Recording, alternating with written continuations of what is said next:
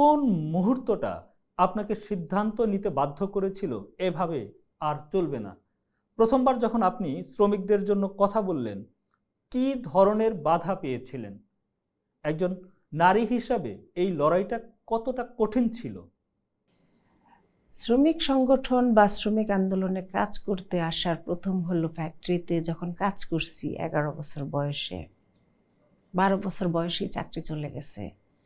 কারণ কর্মঘণ্টাটা ছিল মালিকের নির্দেশনায়। বাংলাদেশের শ্রম আইন বা শ্রম যে দিক নির্দেশনা ছিল সেগুলো তারা কখনোই করতো না।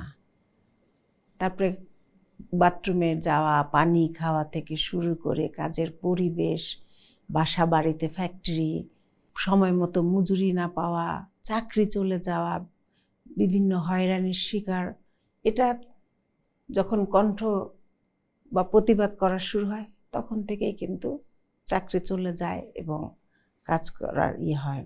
এবং তারপরে যেখানে কাজ করে সেখানেই প্রতিনিয়ত এই লড়াই সংগ্রাম করে যাচ্ছি এবং একসময় এমন ব্ল্যাক লিস্টেড হলাম যে কোথাও আর চাকরিই পাচ্ছিলাম না। তখনই লড়াই শুরু হলো যে কিভাবে এই করব।